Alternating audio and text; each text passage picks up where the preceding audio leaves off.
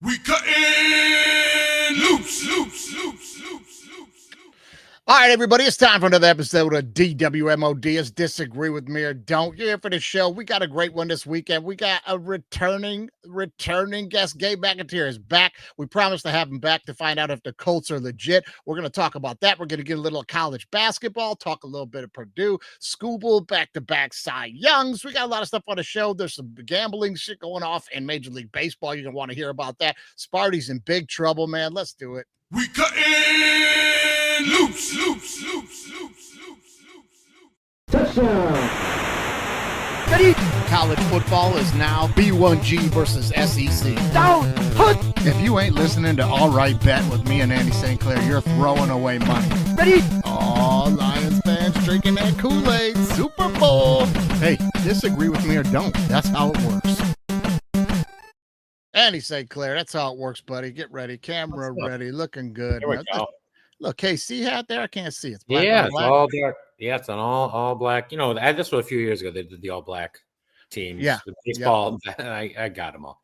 Yeah, I'll tell you what I didn't like New Era did recently in the last couple of years is like all the fitted hats for the teams. They got like the black underbill now. Yeah, And I'm like, nah, I don't want black underbill. Give me green. Give me gray. Give me. Yeah, that just doesn't. Nah, give me navy and black. Who's doing that? You know, tiger hat. Don't want it. Don't like it. All right, buddy. Listen, big week we had last week on All Right Bet. Y'all go over there and take a look at that. We've been rocking out the wins over there. 225 wins in college football so far. 150 something wins in NFL football. We're handing out free money over there. Go check that episode out. It's up now for next week. We're handing out the free money. And this week we got a huge football fan on the show. We had him on earlier in the season. We were talking about his Indianapolis Colts. We didn't really know who they were going to be. But now we're going to find out. We're going to find out. Bring him back to the show, Louis. Bring him in. That's Gabe McAteer. What's up, buddy? What's going on, guys? How we doing? Good. What's up? Rocking the Purdue hat. Oh, yeah. Picked it up in Indianapolis last time I was there, man. That like some that's like an old school font on that one. Like Throwback, man. Yeah, that one looks pretty sweet. I like that one actually. I love that. Thank you. That script. Yeah. It reminds me of the Bulls, the old Bulls jerseys from the early 80s, that script at Chicago. I love those jerseys. Oh, yeah. Yeah, hated him. Yeah. Hated him. No, not my thing. So what's been going on with you, brother? You been good? Dude, not much, man. It's just good to be back. Like, just been doing stand-up out every week, so this is a nice little break in the day to just kind of, get warmed up before we go back out tonight. So thanks again for having me, guys. Oh, for sure, man. Now, you're going to be live at Alley Stage this Friday in Marietta, Georgia, right? That's right. Yeah, show starts at 8 o'clock. Yeah, that's usually a good turnout out there, too, man. That's a good show. Who else is on the lineup with you this weekend? Do you know, or a surprise or what? Greg Barons, Leah Marie, I think Angel Clade, maybe one or two others that I'm blanking on the name of right now. Okay, Leah's good. I like Leah. It's been fun to watch her like over the last year. Like she's getting really good, man. She's funny, man. Oh, she's great. Yeah, she's absolutely. funny. I like Leah. She's great. Absolute killer. Yeah. Well, you still got the flag up. You still got the Colts flag up. So listen, they're the best team in the AFC right now. Am I wrong? They're the best team in the NFL right now. Oh, there we go. There we go. That is. I got flack for saying that in a green room that I was in recently, and it's only the strength of schedule argument. I think for me falls apart if you're not blowing teams out. So the quote back to me was like, "Well, who have you played? You played the Titans, you played the Raiders, you played the Dolphins, teams that aren't very good." I'm like, but these games were never close at all, and we're setting historical records on offense. I had to go look this up just to make sure that I wasn't misquoting anything right now, Mikey. But Colts are number one in total offense right now, 251.6 passing yards a game, 145.3 yards rushing, and then points per game, 32.1. You didn't tell me they're not the best team in the NFL, right? I can't tell you you're wrong. I cannot tell you you're wrong. But they are right now. I mean, yeah, I'm excited. So you and I were texting. It's like that Colts Lions Super Bowl bet. I mean, oh baby. Knock on wood, but I would love it. Right now, it looks like the Lions are the weaker leg in that parlay, buddy. A little bit, but the Lions do have a remarkable talent of losing games they shouldn't, but then putting on a masterclass in just total team performances. Yeah, I don't think we've lost 2 games in a row since Dan Campbell's first season a couple of years ago. Right. So, yeah, we're in every game we play. I mean, Andy, you'd have to agree with that. Like, even when the Lions are a team that we can beat any team. We show up and score some points, we can beat you. You know what I mean? But sometimes we don't show up to score points, man. Golf outside, golf and pressure is not for me. That's like, and grass. Like, I don't like golf. That's the problem. I don't like golf and grass. I just don't like golf and grass. We're going to see this weekend at Philadelphia. We're going to see what we're made out of. I like the Lions' chances this weekend. Now the Colts are on bye. But you're right. They're having a historic season on offense. Now, Gabe, you sent me this clip. I got to play it because Andy, I don't know if you've seen this, but Gabe sent me a text. He said, I'm just going to tune into the British broadcast of the Colts games from now on. I saw the Taylor. Is this the Taylor touchdown? Oh, this is great. Yeah. Check this out. That is awesome. Under centre now, Daniel Jones has Pittman going in motion, has Jonathan Taylor in the backfield, gives it to Taylor up the middle, gets the yardage needed for the first down, maybe a yard more. He's past the outside, they haven't brought him down, out to 30, 35, 40, 45, 50. Taylor could go all the way here. He's got two blockers. He's going to go all the way. 10, 5, touchdown, Colts! Jonathan Taylor! Unbelievable! And with that, he breaks Edgerrin James' Indianapolis Colts rushing touchdown record.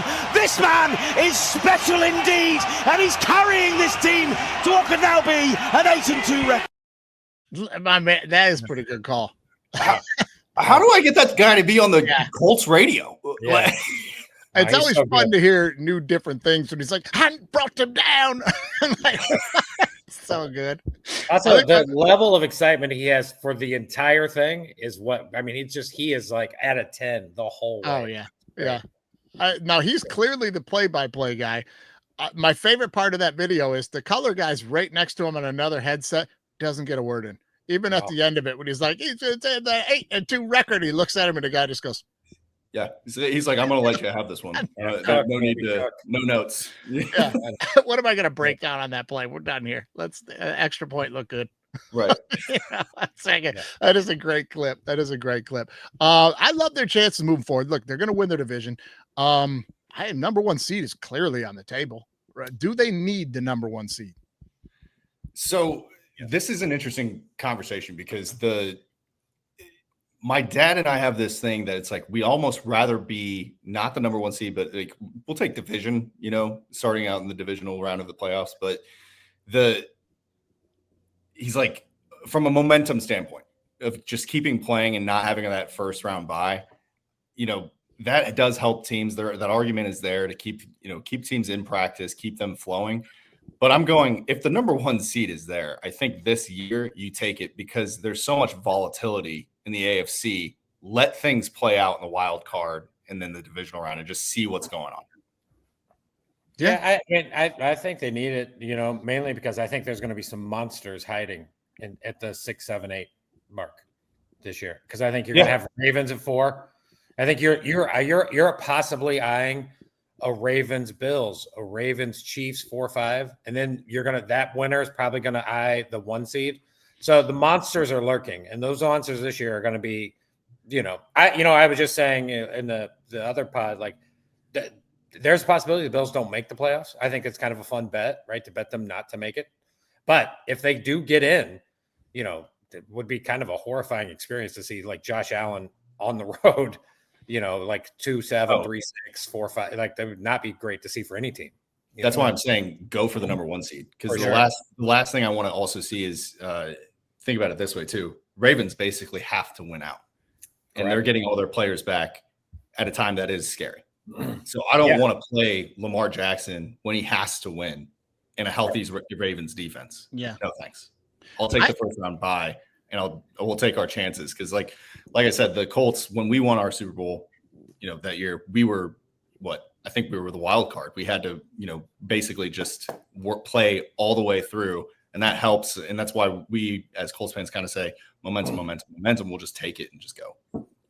Yeah. Well, listen, I'm going to tell you, it'd be nicer to have, but I really don't think they need it. I live in a world where, like, for me, if you could run the football like that and play defense, that fucking travels. I'll bet that team every fucking time. You're going to tell me like, listen, it'd be better to have it. Again, let me just make sure I'm saying that. Absolutely. But you're going to tell me you can't go on the road and win in New England? Yeah, you could. You can't go on the road out to Denver and beat them? Yeah, you could. You know what I mean? You're not in any scare of having to go to Kansas City because you're not going to lose. You know what I mean? Like, I think you're far enough ahead that you're not going to have a worse record than the Chiefs at this point. You don't want to go to Arrowhead, but you're not going to have to. So, like, the teams you're looking at, like, who could catch him, Andy? Like, who could catch him for this number 1 seed and all the? Who's somebody from the East? Pats are going to be the number 1 seed. What are you talking about? Yeah, Pats, maybe the Pats could catch him. They're not going to catch them. The Pats have the same record. They just got to keep winning. And they have like the next. They play the Browns. They play the Jets twice. Like the Colts got to go to Kansas City next week. They got to go to the Colts have way harder games. Sure. Than the Pats could ever dream of. Like the Pats have cakes. So that the 49ers lurking. Yeah, that team they go to Seattle. Seattle's a tough one. Seattle's a tough one. The idea that the Colts could still go to Kansas City. The key is that Kansas City has to beat them next week, win the division, and get like a 2 or 3 seed. Like it's possible. Yeah, I think the Colts will end up at 2, probably, maybe 3. But the Colts' schedule is from here on out not the easiest. It's rough, man. No, but these are teams that I think they match up well against. Like when you mentioned like a Houston, I'm like, man, bat my eye at that one. Give me the Colts, whatever the spread is. And Houston that one has a great defense. They do. The Texans defense is awesome. It's keeping them. It's great. It's very good. They're 4 and 5. The Pats have allowed one 50-yard runner all year, and he ran for 53 yards. So it's like, listen, Pats are good. I agree with you on that. The Pats are good, and they do have a soft ass schedule. But this is their first year winning. Usually, you don't really keep rolling like that down the stretch. They'll dump 1 or 2. Well, talk about defense too. The Colts are hanging in these games, and not even necessarily just hanging in, but our defense has been battered. We've been missing guys in each week. Right now, I think who last name I butchered last time I was on this podcast, but DeForest Buckner. I think I said Butker like an idiot. But he wasn't able to go to Berlin to play that game. He was due to a neck injury. I think he's coming back and he'll be rested for Kansas City. Plus, you're getting back Charvarius Ward, and who was out because he ran into a teammate during warmups. Silly shit. Yeah, a couple weeks ago. I think that was him. And then how about the pickup for Sauce Gardner? I mean, Colts defense is getting corners that are going to be able to shut down people one-on-one, and we have a badass defensive line and pass rush if they can just get to them. So yeah, and we've had to listen to a lot of people in the media because it's their job just to argue and take other sides, saying like, yeah, but Sauce ain't Sauce anymore. And it's like, yeah, because that team he's on fucking sucks, and every team's kicking their ass, running the ball the whole second half. Like he's not engaged in the games. Who cares? They're losing. I get it. You know what I mean? Like, I don't know. Sometimes stuff like this will wake Sauce up. I'll read you the Pat schedule. Just raise your hand when you hear a loss. Yeah. Right? Jets at the Bengals, Giants. The Bills come to New England. Yeah, I'll give you that. But they're not going to sweep them. Right? That's a maybe. And I think the Pats win that game, but that's a maybe. Also, I'll give you that. At Baltimore.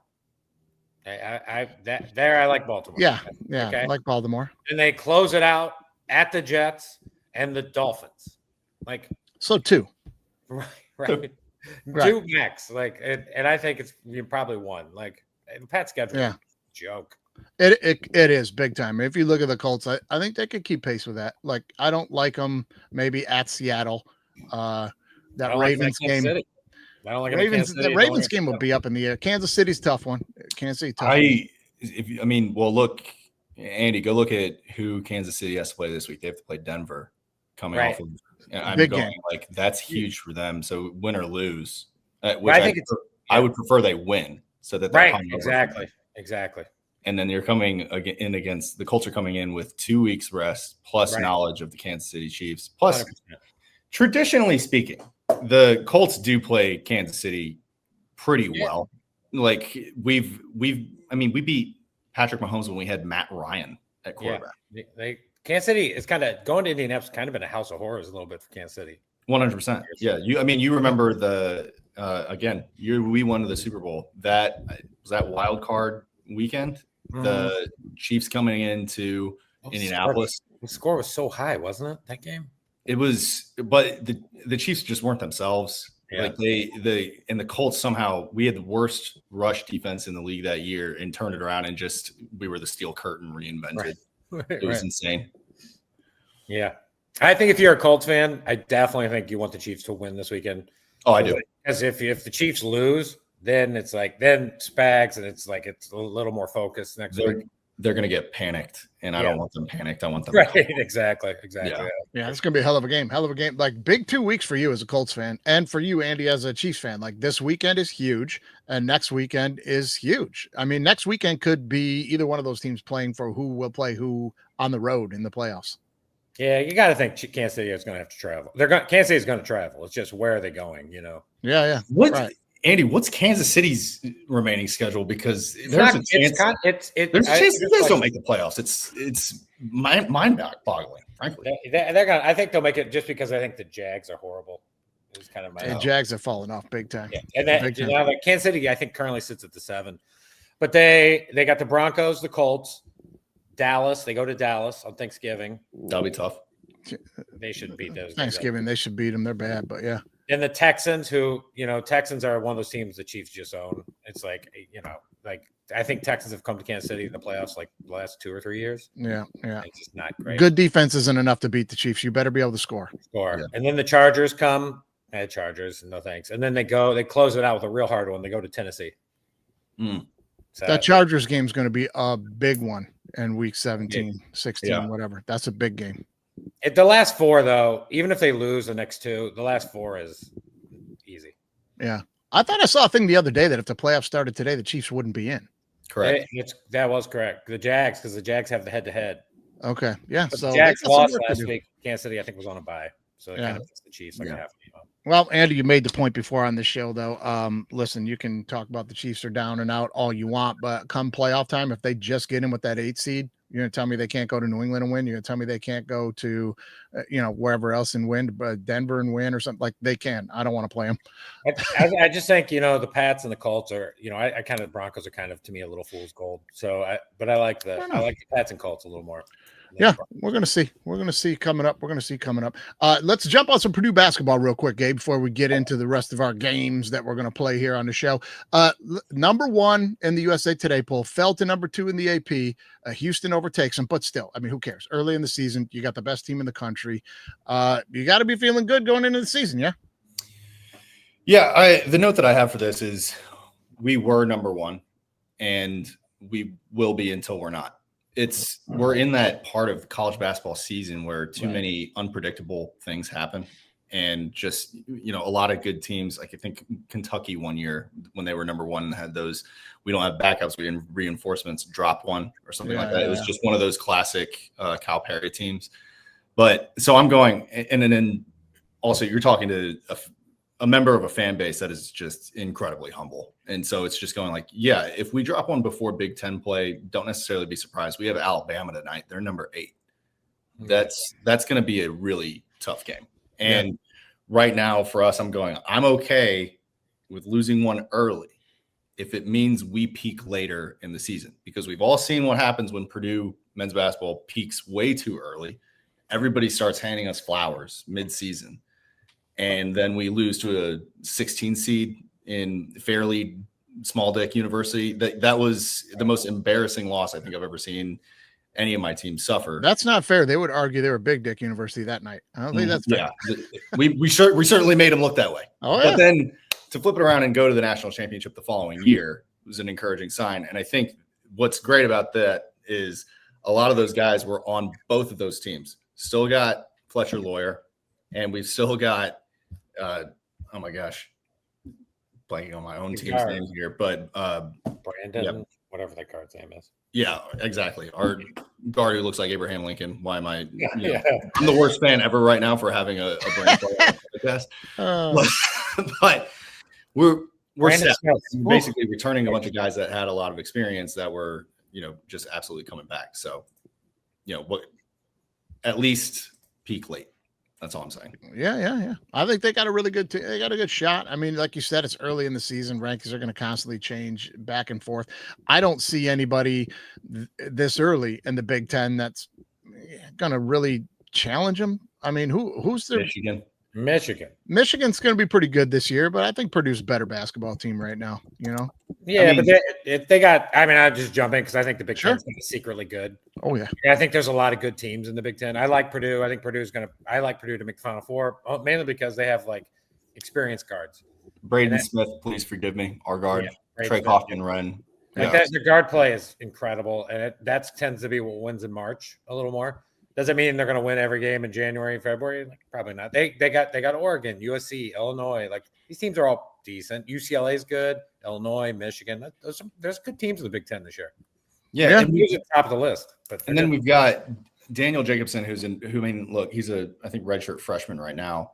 Or no, actually, according to their roster, I just pulled it up just so that I don't make any more mistakes on this podcast for my own team. But Daniel Jacobson as a sophomore, 7'4", and he's putting up points. And we got that Omer Meyer kid from Israel from that team. And then we've got Oscar Clough, who I believe led the country in rebounds last year, transfer from one of the North Dakota schools. So, I mean, yes, great ball club, great team this year, but we're still putting things together. It's the beginning of the season. I'm excited because it allows me to ignore what is happening for my football team right this second. So yeah, buddy, I tell you what, man, the Boilermakers are no Indiana Hoosiers right now, and I know you don't like that. Indiana Hoosiers number 2, Signetti, they're rolling like that's it. Now I have to ask you this though. I don't want to drudge you down that Indiana lane. I know you hate it. You'll power through it, won't you? Yeah. I'll power through it though. Yeah. I got to ask you now, how do you land on the side of being Purdue and not Indiana when you went to IUPUI, right? What? No. Not trolling you, bro. I know you went to Purdue, buddy. I just want to see how hard you would hit that what when I said that. That's pretty. Oh, your friends, Mikey. But no, IUPUI is Indiana, Purdue, Indiana University, Purdue at University of India, whatever the hell it is, but it's like a mix, right? There's not even Purdue University in that. It's more like Indiana University of Indianapolis now. So it's IUE or whatever. Okay. They dropped it. All right. Yeah. All right.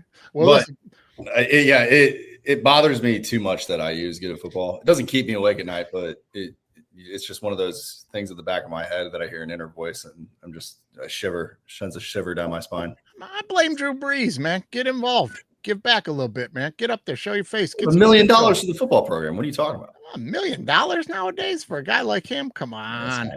This guy's building libraries that cost 3 times that on campus. Come on, Drew. Get involved. Yeah. Get involved. All right, we're going to circle back on a little Purdue basketball. Andy, we're gonna hit a little Mizzou basketball later too. A little surprise to you from my man Louie in the booth. But before we get to that, before we get to jump to quick hits, guys, we got to turn it over to Gordon Butterfield and what just happened. He's on the ad for True Laundry Detergent. What just happened? What just happened is brought to you by True Laundry Detergent. It's a locally owned company, and these fellas live in the neighborhood. They're saving you money. That's 101 loads in one bag.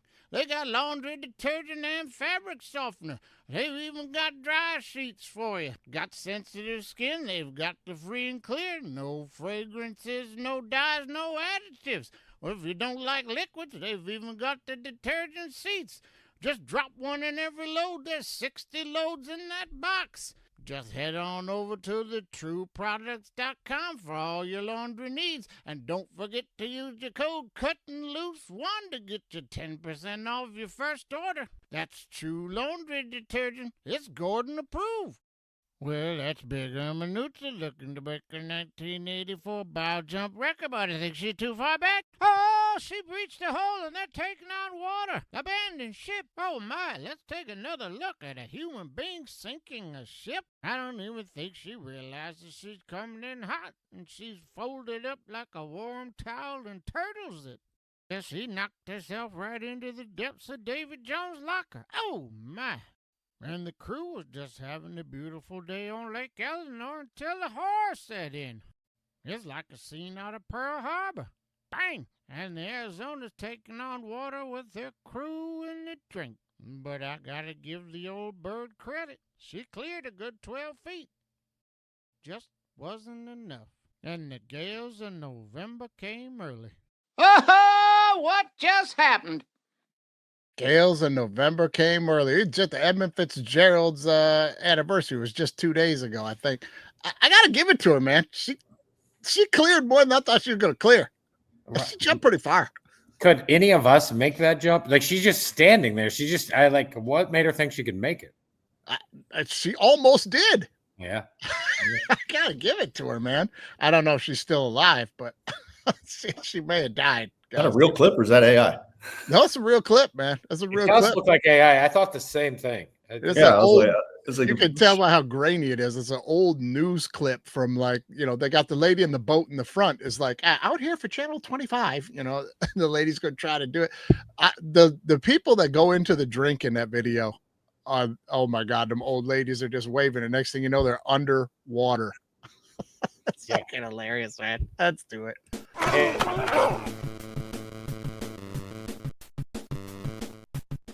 All right, so quick hits, guys. We got to take a minute to discuss Lenny Wilkens passing. This is a big deal for basketball. Instead of me standing here ripping off, his accolades and accomplishments or whatever, let's just hit the video. Lenny Wilkens defined what it means to be a Hall of Famer. He's one of only 4 men to ever be inducted to the Naismith Hall of Fame as both a player and a coach. In fact, Wilkens was inducted a 3rd time for his role as assistant coach of the Dream Team. How could you dream of being in the Hall of Fame as a player and as a coach? This is a dream for me that has come true. Early on, Wilkens understood how to run the show. He did so as a lieutenant in the U.S. Army. He did so brilliantly as a 9-time NBA All-Star. And when he retired in 1975, only Oscar Robertson had more career assists. Wilkens was the first superstar in Seattle Supersonics history, but perhaps his crowning achievement was when he coached the Sonics to an improbable NBA title in 1979. And the Supersonics win their first ever NBA championship. Wilkens coached 4 other franchises to the playoffs, and in 1995, he surpassed what he thought was an untouchable record when he overtook Red Auerbach as the league's all-time leader in coaching wins. There's only one guy at the top, and it's nice to be there for how long it is. It may not be that long, but that's fine. I got there, and you can't take that away. Yeah, you got to give it to him, man. 3-time. I don't know if any other sport anybody's even done that. 3 times in the Hall of Fame for 3 different things. Yeah, I don't know. Maybe Barkley might get in there.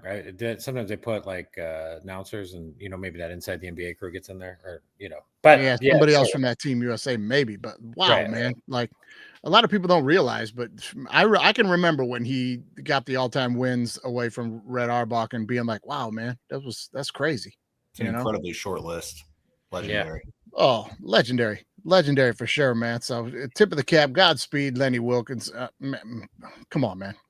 One of the greats.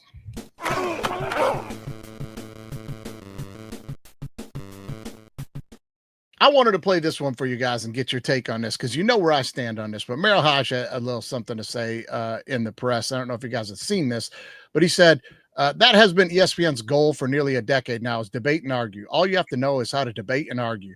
You don't have to know any of your information. No, actually, the more ignorant you are, you're probably better and you're going to be better at debate and argue. And so that's the chaos that they want. If you like debate and argue, watch it and go ahead and watch it. But a lot of people who are watching ESPN before all that, they're not watching it for that reason. I agree with them.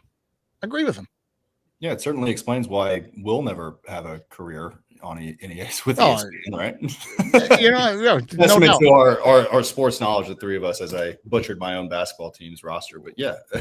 Yeah, well, you speak for yourself because one day. But no, I'm with him on that. Like when I wake up in the morning, it used to be routine, and Andy, you can attest to this too, because I'm sure you're the same.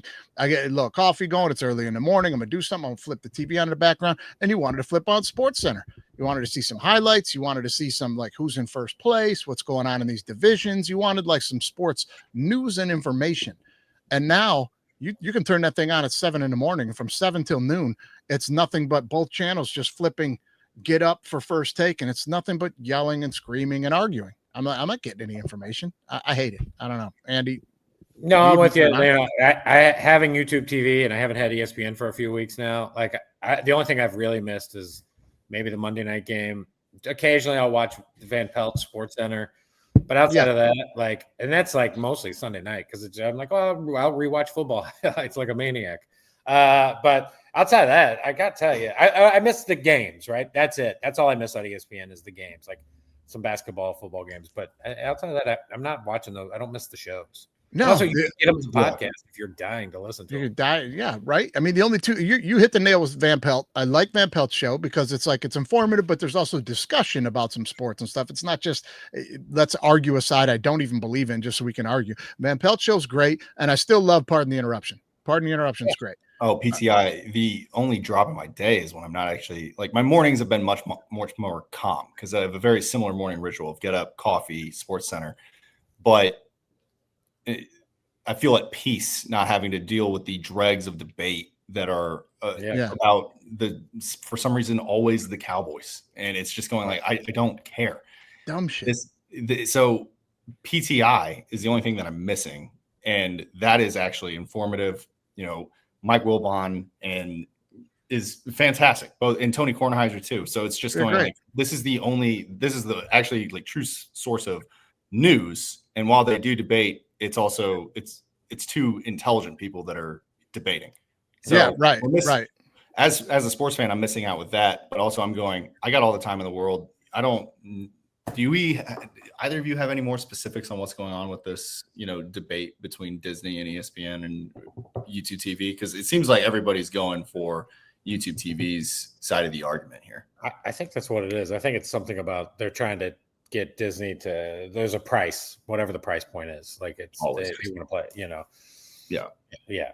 But, the other thing ESPN does too, a lot that kind of drives me crazy. It's like I like the Chiefs, but man, that's a lot of Chiefs information. There's a lot of like Yankees information. There's a lot of, Red Sox. There's a lot of like the really good teams or the popular teams. There's just too much. I don't need to know what Mahomes has to say about the Raiders game. Like, I don't care. I just don't care. Yeah, it's just become like nerds in some room somewhere, like just like sports itself. It's ruined by analytics of, well, if you talk about the Boston Red Sox and the Yankees more, that's a lot more eyeballs in those cities. So they're going to look at the TV more, and then we got more eyeballs. And it's like, it's some pretty good stories in baseball that we could have had a lot more. Sports fans have eyeballs, my friend. Sports fans. Right. It drives me crazy. I can't take it. I should have put this and knock it off. That's what I should have done.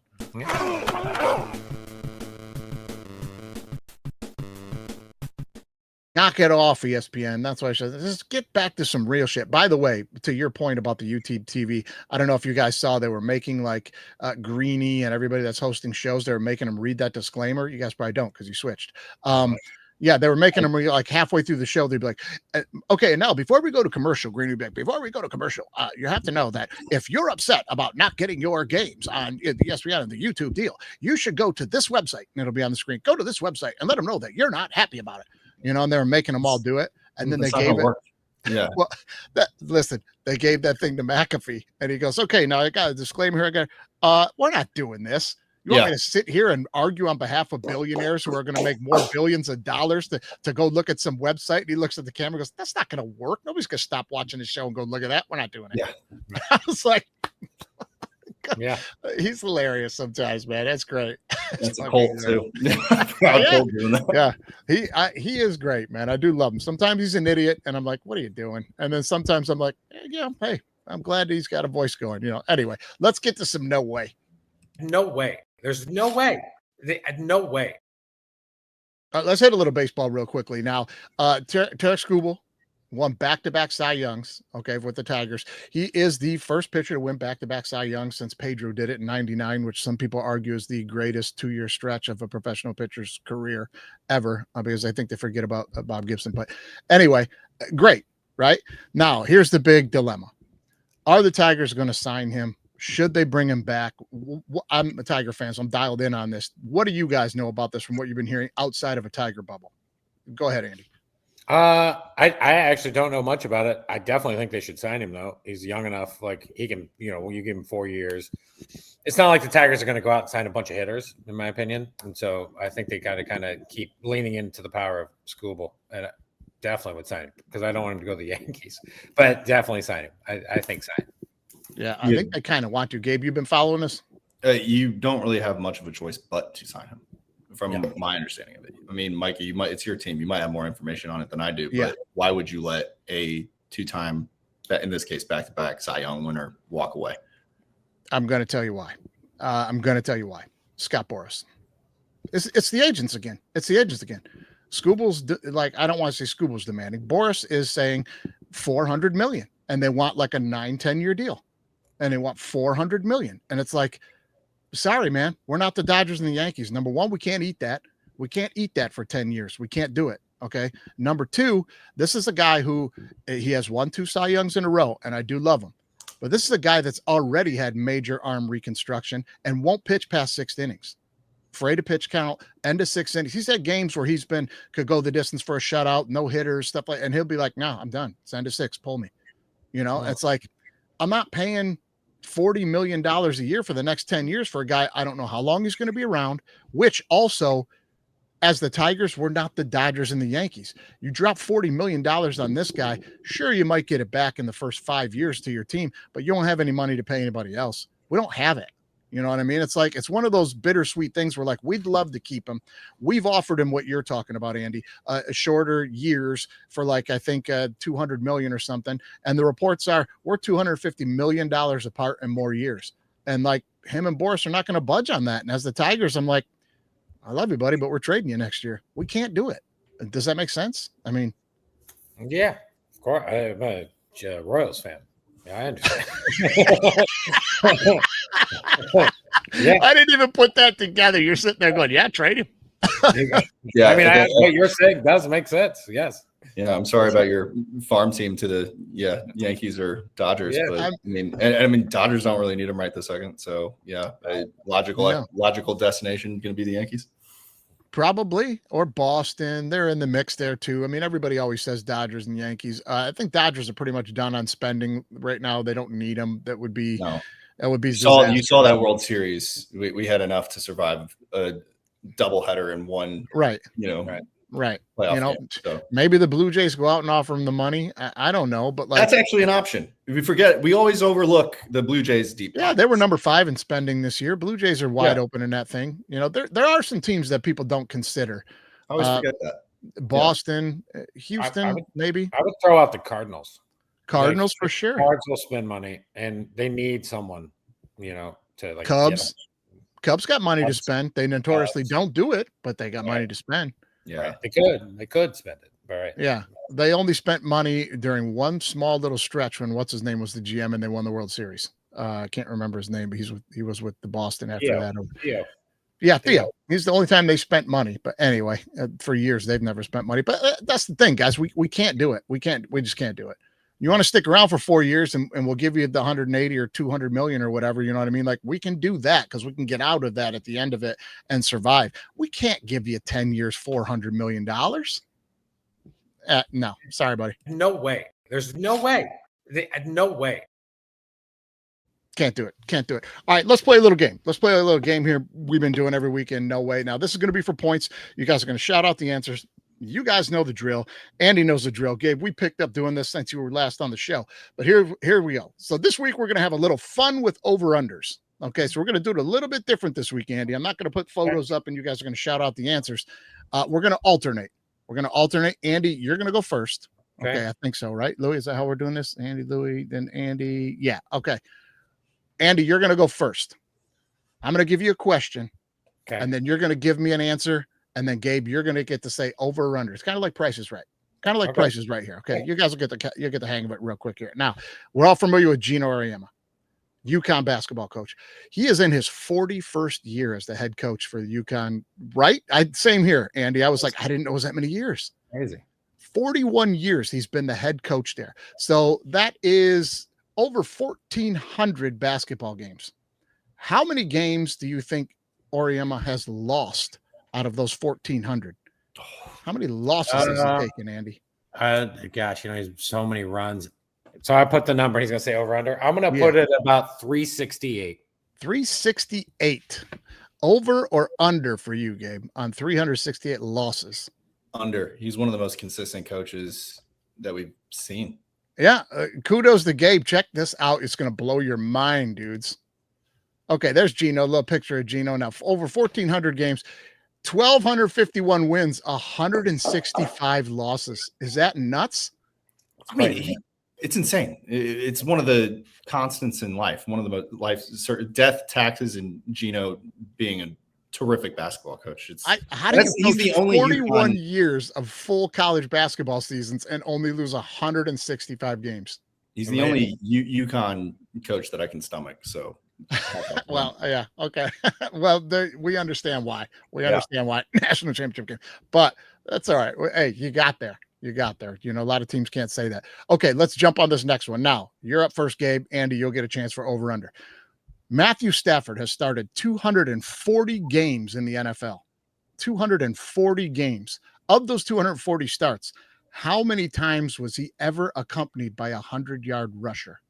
You understand what I'm saying? Yeah. 240. How many times out of that 240 starts has he been accompanied by a 100-yard rusher? Yes. And how many of those games did he have a running back that went over 100 rushing? God, I'm going to go. I'm trying to be nice to your squad here. I'll go 4. 4. He says 4 out of 240. Andy, what do you think? I think Kyron's done it like 4 times in the last couple of years, so I'm going to say over. You're going to think over 4. You're going to be right, but this is also mind-blowing to me. 240 starts in the league. Matt Stafford had a 100-yard rusher in 25 games. Yeah. Only 25 games. Guys, does that just put into perspective like how great this dude is? Like, he does not get talked about enough. And this is not just diehard Lions fan here, because I was the original voice before anybody in Detroit media or sports media at all that was on their show saying, we got to trade Matt Stafford or we're just not going to get better. I love him, but I was the first one. Sam Richland will tell you that too, Andy. We fought about it. But listen, we don't hear enough about this guy, how great he is in the grand scheme of quarterbacks. We still keep hearing dumb shit like Aaron Rodgers. This guy's better than Rodgers. He's in the MVP. Matt Stafford's in the MVP conversation this year. But every time they talk about leading the greats, I mean, when this guy's retired, where do you think he might wind up in the top 10 all-time quarterbacks? 10, 12, 15. I think he might be in the top 10, Andy. I mean, you remember he had to play in Detroit for a lot of years, which is why he doesn't have the Super Bowls. But which is why I grossly undershot your 100-yard, rush. Sure. I was like, this seems, I'm definitely lowballing you, but I was like, somehow it had to be a shocking number. I was like, let's go for shock factor. He's 37. He's in the MVP talk again this year. This is a guy that could play another bunch of years very productively. He could be in the top 3 of almost every goddamn category by the time he retires. I think I will just say this. When he fully retires, I think we're all going to look at his career, and everybody, even in the media, is going to go, shit, we kind of weren't really paying attention to that. This guy's been one of the best. Well, I wanted him as a Colt. When he was going to get traded to the Rams, I and a lot of my friends were raising our hands going, can we have him? Because this will pay off immediately. And look at what it did. It did. He's a free agent, I think, at the end of the year. So, teams will have their shot at him.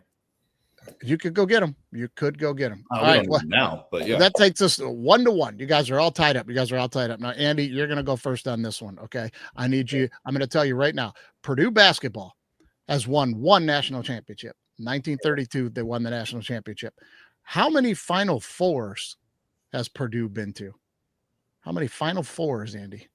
Well, I know 1. So I think I'm going to say that. No, I don't know if they ever made it under Katie. I don't know. That's a good question. You're talking those early 30s or 40s. I'll give you 2.5. 2.5. No half, man. Nice try. I knew you would try some shit like that. Give me 3. You're gonna say 3. They've been to 3. Okay, Gabe, over or under 3 Final Fours? No, I'm gonna go. I think Andy actually has that number spot on. I think it is 3.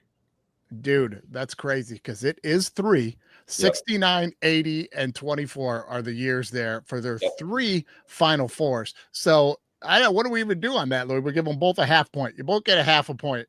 You both got a half a point. Nailed it. But add another question. I don't want to be ever tied with Andy in anything. I want to be beating him. Well, you still got your chance because now you got to answer a question about Missouri basketball, Gabe, and over under will go to Andy. He nailed yours, so you might be in trouble. Missouri basketball, no natties ever. They've never won the national title. How many Final Fours have they been to? I know I screwed the question up, but I changed it. You can go with that one. How many Final Fours has Missouri basketball been to? I'll give you benefit of the doubt. 2? He's going to say 2. Over under, Andy. I know the answer. I've known the answer my entire life. It's like my one thing I want to happen. The answer is 0. 0. He knew it. I was trying to be nice. Yeah, I was like, I was doing the math in my head. I was like, I certainly have not seen them in the 2000 era, and I definitely don't know the history of their basketball program when it comes to the 90s and 80s and 70s. So I'm like, I'll be nice. Still, I think it's the 2011 team was a 1 seed. I think it's still like that memory is like it's the most. They lost maybe they're 2 seed. They were 2 seed. So a 15. I can't remember the team. George Mason. Team. I thought that was the one to make the Final Four. I actually think this current team's got pretty deep. I don't think they're going to the Final Four, but they're good. But that 2011 team, it still hurts. You know what it's like. That. Gabe, we'll give you a chance. I did screw up the question, though. He wants me to tell you guys that the question was supposed to be phrased, how many total national championships and Final Fours does Missouri have? Which would have been more a wide open question, but the answer was still 0. Yeah, the answer was still 0. That would have brought me back to probably Andy's answer. I'm like, oh, now I know where you're going with this. Yeah, maybe. I don't know. What were you saying? Never mind. Let's move to the next thing. All right, next question here. All right, now we're going to play the picture game. It's 2.5 to 1.5. Andy's up on you. Now we're going to play the picture game, starting with, whoever shouts the answer out first. Okay. Now this is the most famous alum from the University of Missouri. Famous alum. I already said it. Yeah, Andy said it before they even. For the photo game. How do you know that? Picture in your bedroom, don't you? Yeah. It's like everybody said Sheryl Crow. Didn't John Hamm go to John Hamm? It's going to be very hard to beat me on this Missouri trivia. But yes. No, it was only one. Now this next one, you're going to give you a chance to get back in the game here, Gabe. This is going to be Purdue's most famous alum. Purdue's most famous alum. Here we go. Oh, Armstrong. Neil Armstrong. Yeah, you got it. Neil Armstrong. I thought maybe that would be a little less quick on the draw for you guys, but you know your schools. All right, you're down 1.5 points. We were going to give you a chance to grab a point here, Gabe. If you can nail exactly how many Elite Eights Missouri basketball team has ever been to. How many Elite Eights? That's a tough one. Yeah, I'm going to go. I'm going to stick with my answer, 2. Do you know, Andy? I do know 1, and I do think it is 2, actually. But maybe it's 3. It's 1. It's 1. It's 1. Come on, Missouri Tigers, get it together, man. I remember them having some decent kids. There's no bigger bang. There's no more pain in my life. If you look at some of the records from the 80s Tigers, like Norm Stewart team, there's some really great teams. Like when I was a kid, it was like gun to my mouth at like age 7. I'd be like, and now it's even worse, and it drives me crazy. I remember them having some really good programs, man, and I was shocked to find that out. They've only been to 1 Elite Eight. Boo. Come on, Andy, guys, get better than that. Man, I feel your pain, dude. As a Purdue fan, I should look much younger than I actually am and feel, just because being a Purdue sports fan will suck the life out of you. I love them to death. I go to war for my Boilermakers every day, but I mean.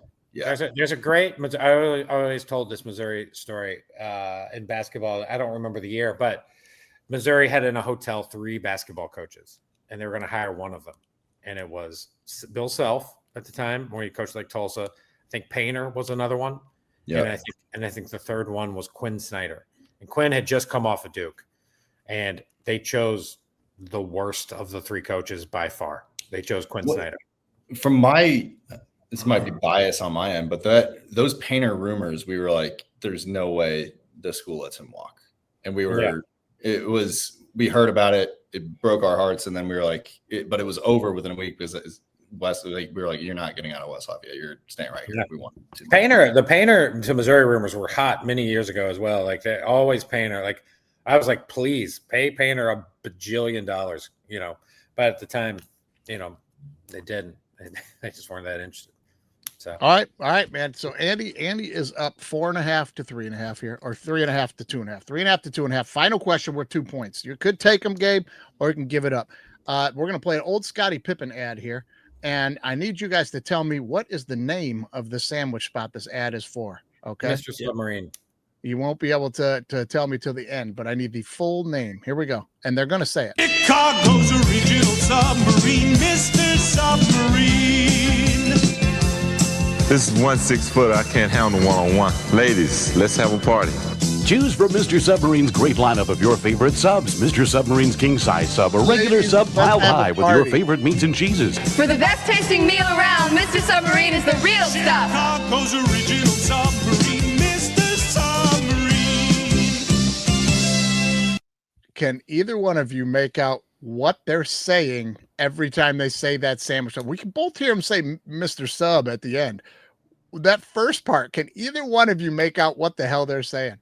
No, it's great. I always like when Scotty dunks the submarine. To me, that is my favorite part of the whole thing. He like dunks it. I like when he says, I can't handle this 6-footer. Ladies, let's have a party. What? Yeah, I was gonna say he definitely took those tricks back. Which one of those chicks got pregnant? Was sure. Scottie Pippen's baby. One more time, because this cracks me up. Just the very first part of this commercial. What the fuck is the name of this sandwich place? Listen. Chicago's original submarine, Mr. What? Cock, Whistle, Rocket, Rosary, Sub. What? Chicago's original sub. Yeah, I can't even that was make it original out. sub. That's terrible, man. That's terrible. Well, Gabe, you went down in flames. Down in flames. Andy was on top of his Missouri basketball knowledge. And I think the turning point in that whole event was when he knew exactly how many Final Fours Purdue had been to. God damn.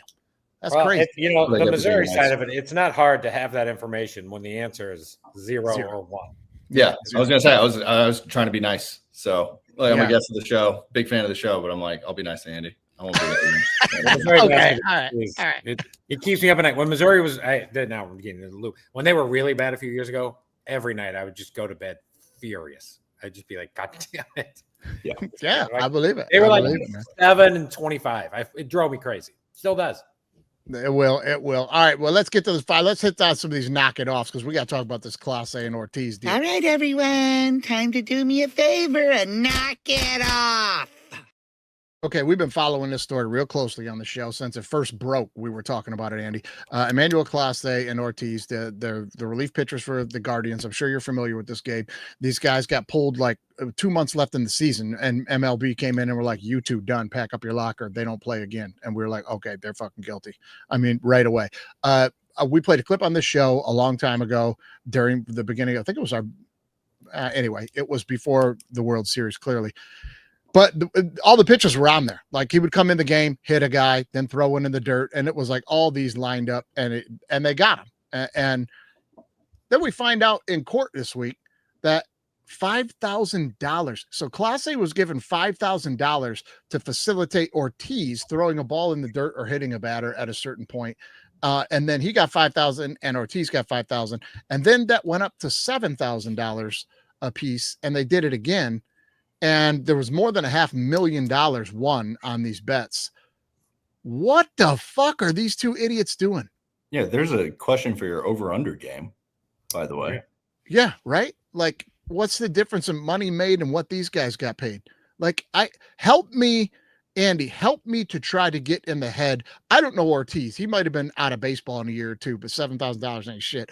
But Clase was like, contract about to be up, one of the top closers in the game. This guy was going to get a multi-$100 million contract.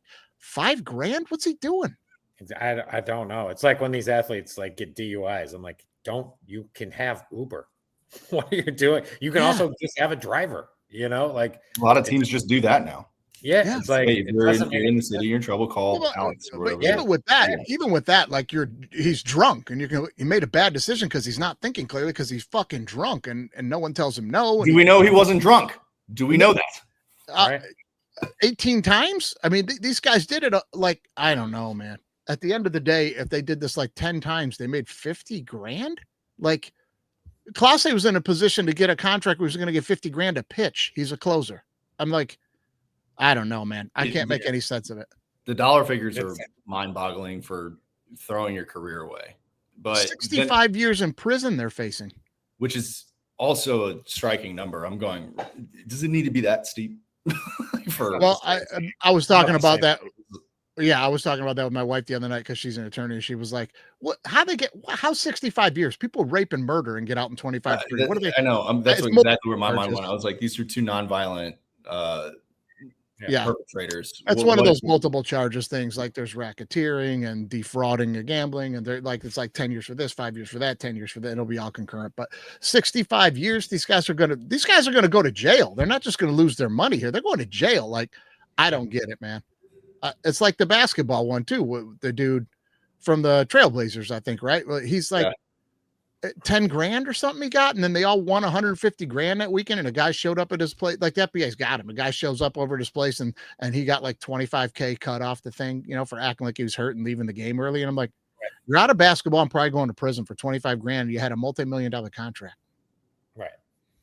Oh, like Jonte Porter, Missouri grad, but yeah, he got thrown out for gambling. I'm like, buddy, what are you doing? What are you doing?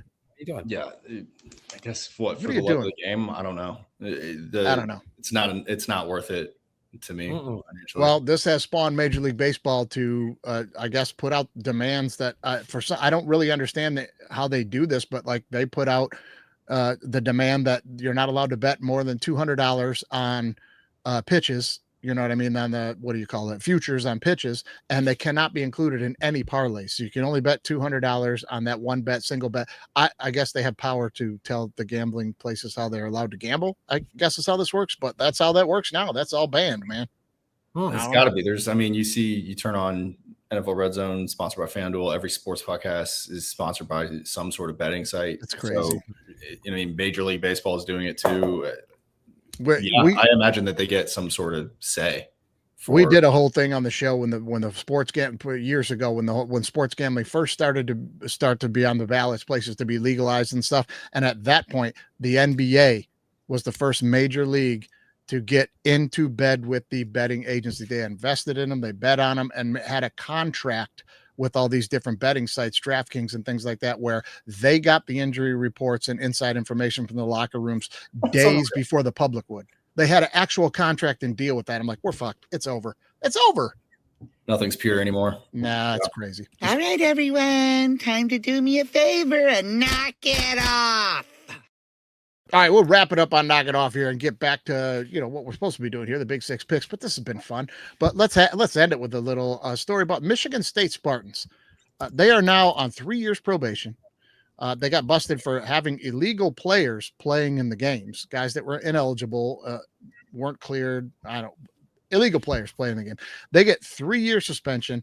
Former coach Tucker, he gets 3 year, no cause, whatever. He can't coach anymore. Now, do you guys remember Coach Tucker not being Big Ten guy? Well, you're a Big Ten guy, Gabe. You remember the whole thing was Tuck coming. Remember when Tucker got to Michigan State and they knocked off Michigan a time or two and they got to be pretty decent. And they had the whole ad campaign for these shirts. Hey, a Tuck coming. They had these Tuck coming shirts. So that's a Michigan State fan there with the let's take a look at that one. It was fascinating. There he is. Tuck coming. You think that? I don't think that model has seen a single snap of football. Michigan State football. I don't know. Why is it look like he's jerking someone off too in the ad there? But I remember the whole thing was Tuck coming, and then the team had a lot of sexual harassment allegations. So if you guys remember this, he called in a sexual harassment former rape victim who now gives speeches to different campuses about sexual harassment and things like that. He then sexually harassed her on a Zoom call where he started masturbating in front of her. Yeah, you remember this. He's whacking it in front of her on a Zoom call. This poor woman's been raped and gives talks about it. He gets shown the door. It's still raining down on him. Tell me how Michigan State even recovers from this. Andy, you like their coach now. How many years till he's gone? Well, sooner than later. I like the coach. He was a good Oregon State coach who went to Michigan State. He's had some struggles. It's going to take a little bit. They're just going to have to eat it here for a little while, but they'll eventually. There's enough money in Michigan to get there. Bad choice words there. I'm 100%. I'm actually slow to the story. I saw the notification last night, and the only thing that I thought to myself, because I wasn't able to read the article, was why? What happened? And it's who's trying to win games. Tuck coming. But I'm also going like my immediate thought is if only we had a regulatory body strong enough in college to maybe, keep a better eye on things. But that doesn't seem to be happening right now. And I'll use NIL as my first, because that's what I initially thought this was going to be about, is some sort of paying players or something. No. But I'm like, well, how is that any different than what's been going on? But yeah. Nope. Yeah. This one is a little crazy to me, Andy. Like when I read it, I thought the same thing. I thought, oh, what's this going to be? Some little slap on the wrist shit. And then when I read it, I was like, yeah, this is some shit that like 8th grade football coaches do. Like you got a 15-year-old on the team and you're going to play him or something. You know what I mean? Like you don't hear a lot of this in college football, and guys are ineligible and can't play and they're like, suit him up. No. Yeah, they will. Right. I don't know. This one kind of blew me away, but it didn't surprise me. I don't know, guys. Tuck's coming. All right, everyone. Time to do me a favor and knock it off. All right, guys. We'll get to the Big 6 picks, but it's time for the ULM report. It's the ULM Warhawks. Talents up, baby. We're trying to get to a bowl game. Had the week off last week. This week, we got South Alabama at home, and we're the dogs by 4.5 points. 51.5 is the over-under here. Listen, I'm just going to tell you guys, we get on this a little bit in our right bet, so go check this out. I'm just going to tell you, this weekend, big game for ULM. We got 3 games left to get to a bowl game. We got to win all 3. We've got 3 not very good teams on the schedule. We're home dogs this weekend, South Alabama, who's won 3 games. I like ULM in the spot to win this game. Then we got Texas State at Texas State next week. And then Thanksgiving weekend, we got the big rivalry game against Louisiana Lafayette, who's usually cream of the crop in the Sun Belt. They're 4-6 or something right now, having a down year. We have got a chance to get to a bowl game here, guys. 3 to go. Just need 3 more wins. It would be gotta win. Oh, huge. If we can finish the season on 3 wins, it would be huge for the program, baby. Let's go, Warhawks. Let's go, baby. Let's get it moving. My wife will be heading to the game this weekend. I will be staying here with our dog who had ACL surgery again. So let's get to the Big 6 picks, brought to you by the official beer choice of DWMOD podcast. That's Old English 800. And Gabe, you know what we're doing. You know what we're doing when we're tailgating. Brass monkey, that funky monkey, brass monkey chunky. So brass monkeys, Gabe. I don't know what you're doing Saturday, Gabe, but I've got I got one of those TVs where I get every single college game you can watch if you want to watch. Come on over Saturday morning with some brass monkeys and watch some football, buddy. I might have to. You may hit me up to it. Let's have a good time. All right, let's get into it, man. The Big 6 picks brought to you by Old English 800. This week is a big week. Last week we had Khalil White on the show. He went 4-2. He went 4-2. I went 4-2. Andy had a very good week on the over-unders. He went +4 on the over-unders. For the first time in the history of the show, a picker went 0-6. I'm not going to say who it was because that's rude. We're not going to get into that. Right now, the guest pickers are in first place at 29-29-2. I'm in second place, 27-31-2. Andy is bringing up the rear at 21-37-2. Gabe, I'm coming for you. 8 back, baby. 8 back. 8 teams back in a 6-pick contest is a tough spot. This could be the greatest comeback ever. But I'm coming for the guest pickers, baby. So be ready. Be about your business this week, Gabe. Here we go. Game number 1 on the docket. Okay. A team that I assume you probably also root for outside of Purdue, Notre Dame. Would I be wrong?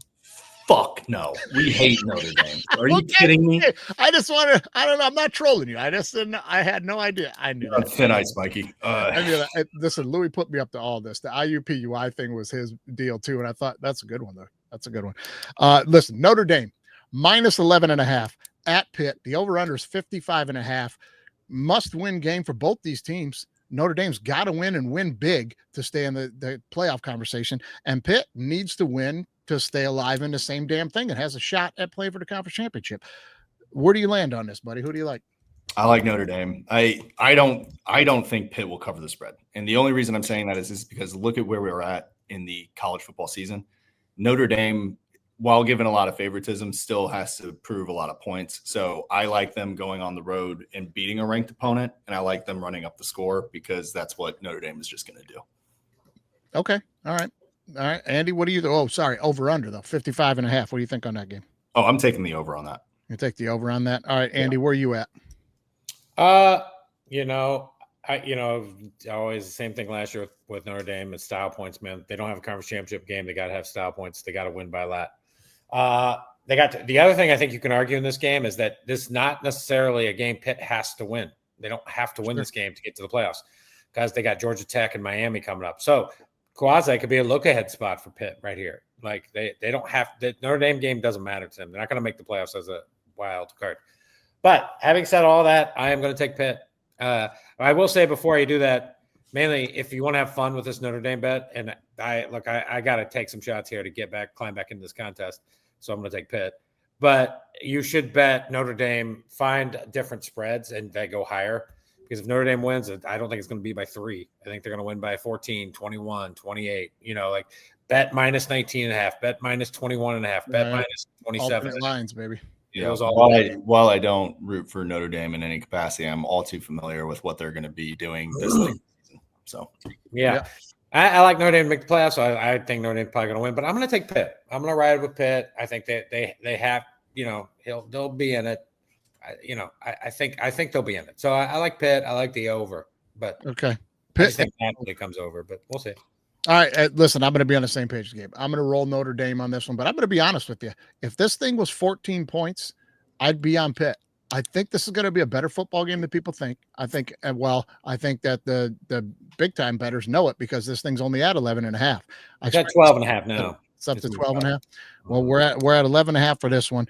I'm going to take Notre Dame but listen, if this thing was 13.5, I'm on Pitt all over Pitt on the teasers this weekend. I'm going to sprinkle a little money line Pitt on an upset, see what happens.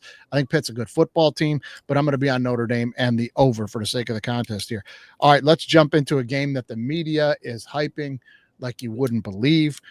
Oklahoma +6 at Alabama. The over under is 46.5.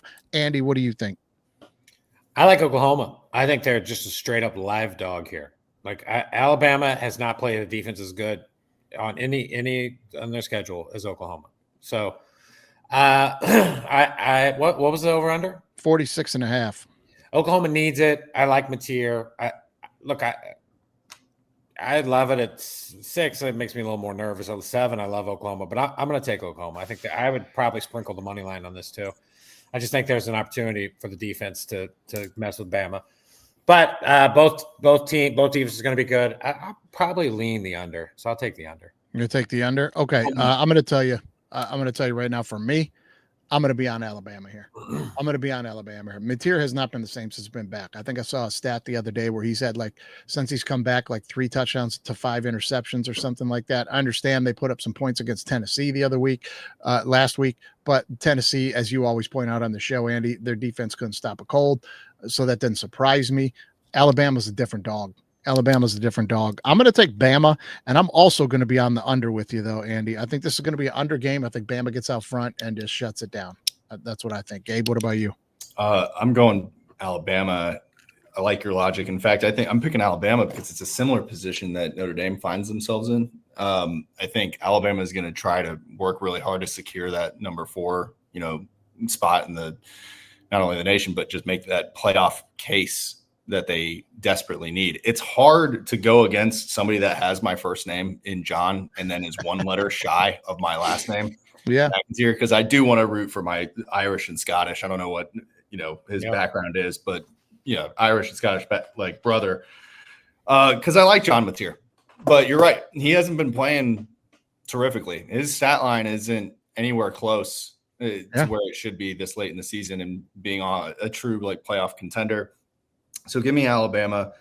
I think I'm going to take the under, though. If Alabama wins, I think it's going to be they were in a strong offensive versus a really strong defense kind of opponent because Oklahoma's D has kind of really kept them in it. So, good.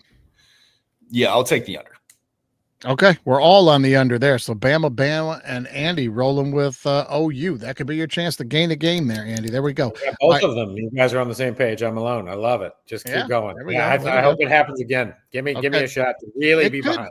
It could here, buddy. Let's jump on this one. Texas -6 at UGA. The over-under here is 48.5. Guys, I'll go first and tell you right now, I'm on Georgia. Listen, they have owned Texas. Texas is not good this year. I'm expecting Georgia to come out. I know Georgia's been playing with their food a little bit, or they've been touted as being down, but I mean, they win all these big games late, close. They're deep. Kirby Smart, as we talked about on the show before, Andy, is the best in-game adjustment maker that there is. I think Texas doesn't have a prayer in this game. I don't think they have a prayer in this game heading to Georgia. Give me Georgia, lay in the 6th, and give me the over. What do you think, Gabe? So I'm with you. I'm going Georgia. To me, Texas right now this season is what Purdue men's basketball was when we lost to Fairleigh Small Dick University a couple years ago. Because every time I watch them, Arch Manning is running for his life. They're not – it looks like they're all just absolutely incoherent and don't know what the sport of football is. So I'm taking Georgia to beat Texas. And let me look at my notes here. I mean, yeah, give me the over, I think, because it's just who keeps them in this ball game for Texas? Their defense, maybe. But I think Georgia's offense is just going to wear them down. And if they can keep Arch Manning running for his life, which I think they will, it's not going to be a good day for Texas. Arch under pressure, not very good. Andy, what do you think? I like Texas. This is shocking. Dude. I just think like on the road, like I've said this all year, like the line between these SEC teams are not that great. This is like, it's very thin, right? Like the really good teams, like the Alabamas, the Georgias, the Texas, then there's a little thin line, then there's LSU and Ole Miss or whatever, however you want to do it. I think Texas, if you look last year, they played twice. The totals for both games were 45 and 41. So like the under to me is probably one of my favorite plays of the day. Like I just don't see a lot of points. Gunnar Stockton's fine. Like Georgia had a hard time with Florida. Like the Texas defense is way better than Florida. And look, say what you want about Texas, they need it way more than it. Like Texas has a path to the playoffs. Their path is they got to win, and then they got to go to A&M and they got to beat A&M. Then they go to the SEC title game and win that. So that's the path. The playoffs have started for Texas. So that hasn't started for Georgia. Look, Georgia may win by 3, but I don't think they're going to win by 10. And so that tells me take the dog. So give me the dog. Give me the end. Yeah, I'll state, but maybe I'll say again. Yeah, I'm taking Georgia, but I actually because of that Florida game, I'll definitely go under for this one. Or you're going to switch it to the under. Okay, yeah. Dave's going to switch to the under. I'm going to stay on the over. I just think Georgia's. Last year they beat them in the SEC title game 22-19. It's just every time. And before that, it was 35-10 or something, whatever. Yeah. Every time I watch Texas, I'm just not impressed this year. No, not at all. But they've been better. I agree. But they've been a little better, and I just think like the need is just enormous right now for Texas. The need. Yeah, and don't forget that Florida. You make a good point with the Florida game, but they ended up winning that game 24-17 or something like that.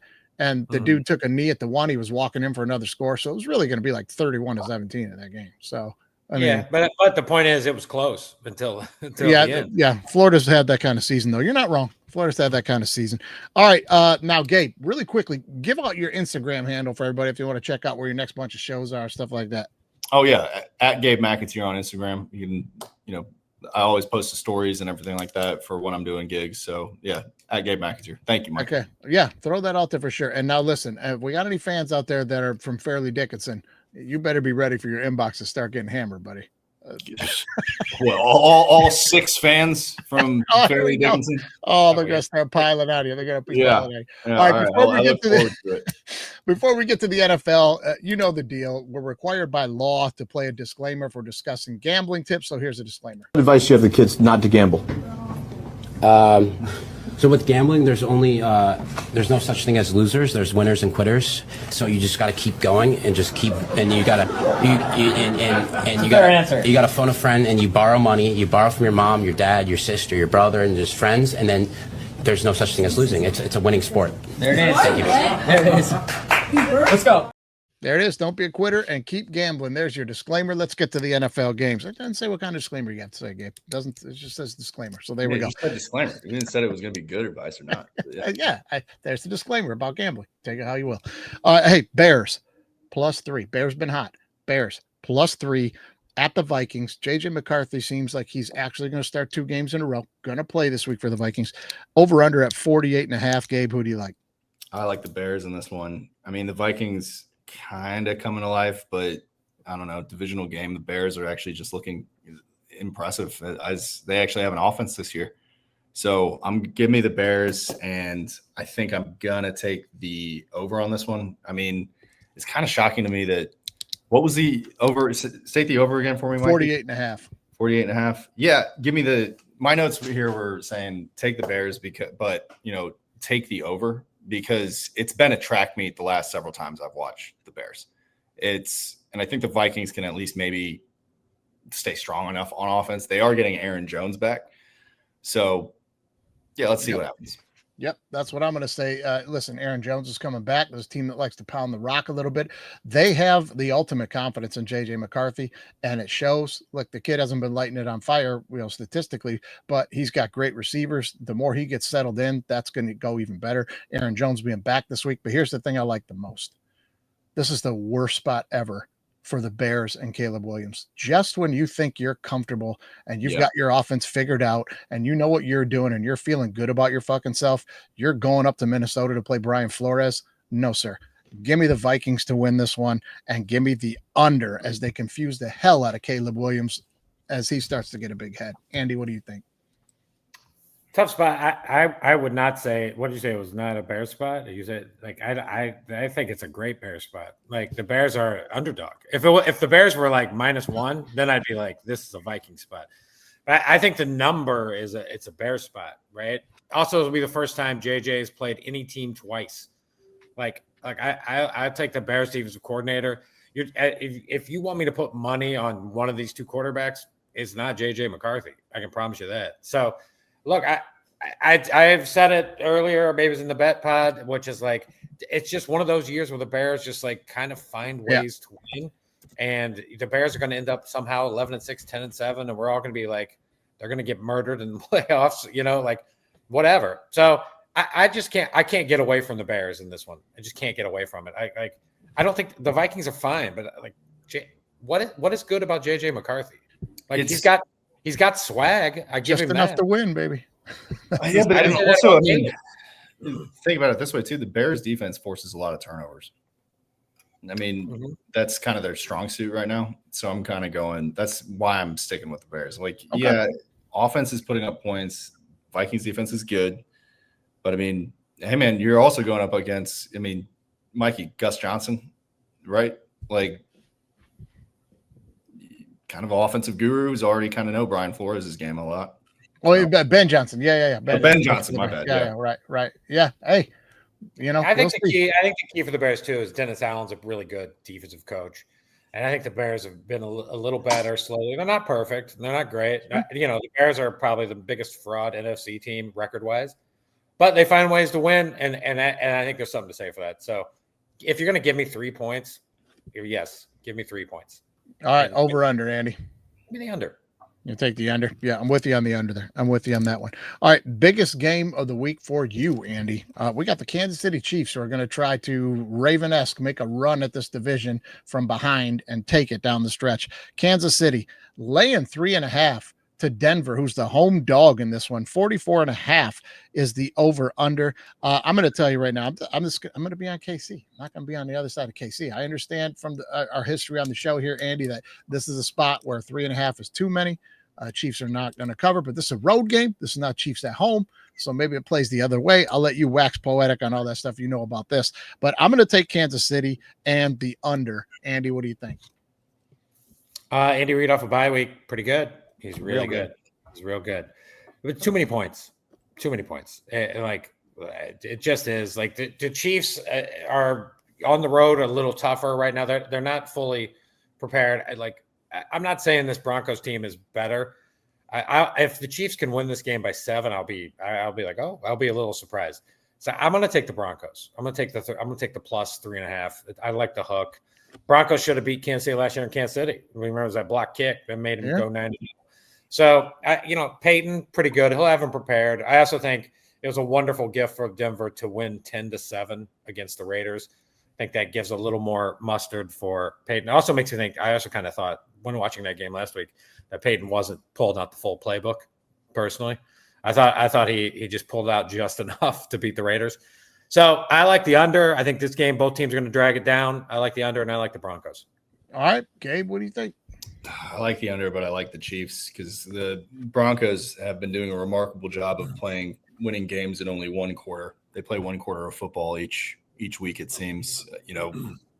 So, I mean, look, the Kansas City offense, they looked so anemic against the Bills, but I do like them coming off a bye week, being a little bit fired up, knowing this is a game they must win.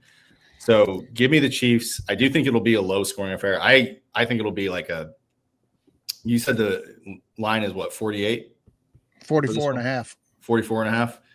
Yeah, that sounds about right. I think it's going to be like a low-scoring game. I think it'll be like a 24-20 Chiefs over the Broncos. Again, being the Chiefs, have to win this game. And I also, as a Colts fan, need them to win this game so that they have a little bit, more confidence coming into that kind of Thanksgiving Day weekend matchup. So I will say this about the Chiefs. They've been on the road 4 times this year. They've lost 3 of them.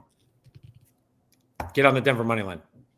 Okay. All right. I don't know. I don't want to find myself on the wrong side of Kansas City money. And we're at the point in the season where they got to start winning, and they usually fucking do. Believe me, I want to take the Broncos just out of principle because I have Chiefs fatigue, but I got to take the Chiefs in this game. I got money on the Broncos to win the division, but hey, for the sake of the contest, I am on the Chiefs. Final game of the week, which this could be it is to this point the biggest game of the season. Like, everybody's going to be tuned into this game's going to be killer, man.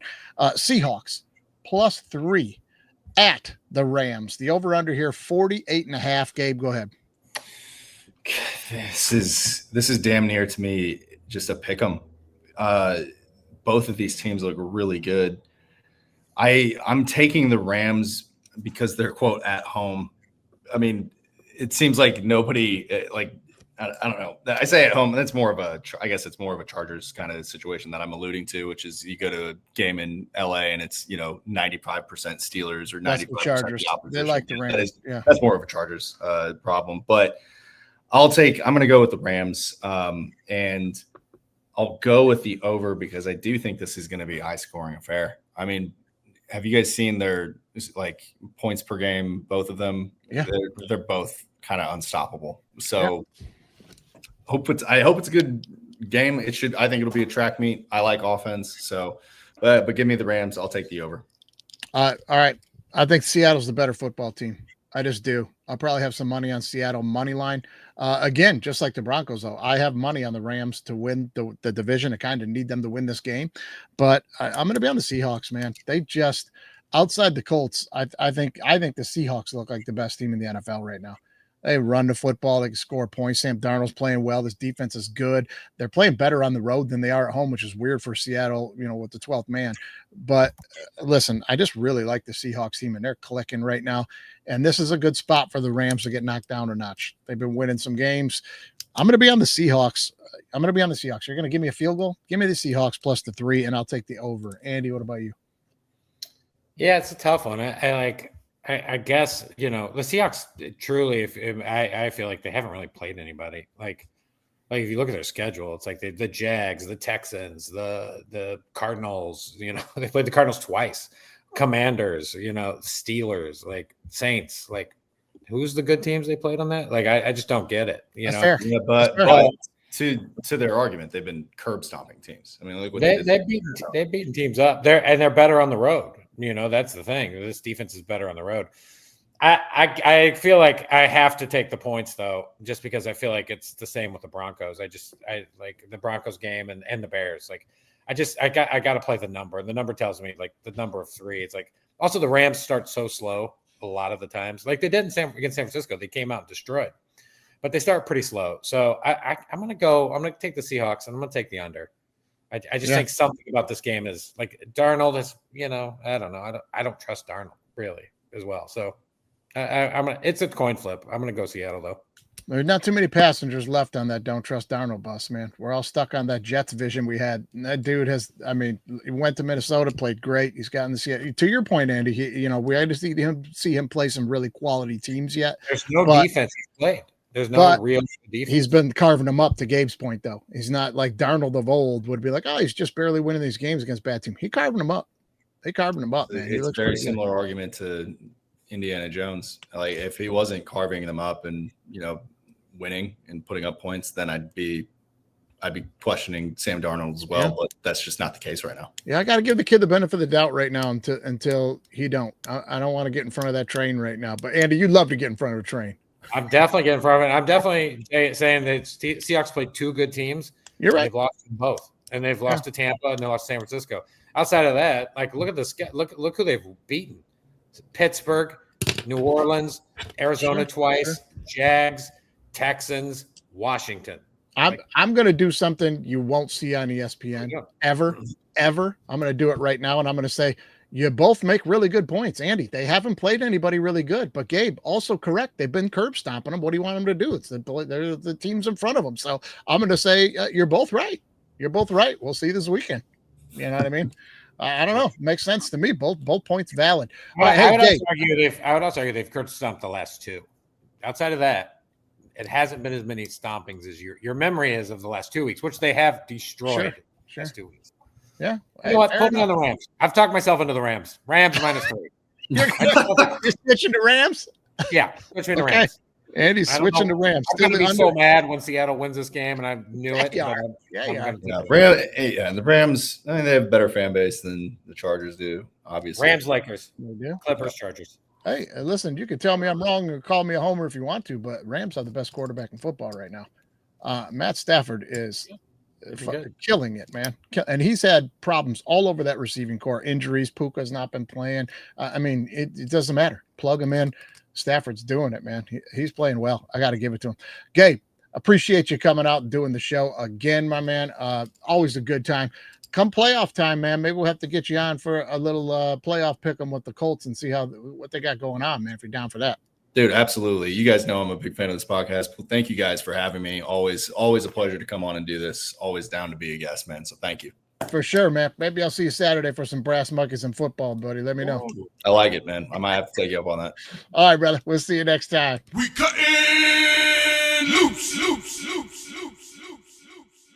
Touchdown. College football is now B1G versus SEC. Down. If you ain't listening to All Right Bet with me and Andy St. Clair, you're throwing away money. Ready? All Lions fans drinking that Kool-Aid. Super Bowl. Hey, disagree with me or don't. That's how it works. That's how it works, man. Let's enjoy some games this weekend, guys. Let's win some damn money. Guys, I gotta go pee. But how okay. All right. We'll see you, brother. See you guys. Thanks again. See you later, Gabe. Bet. We cutting loose.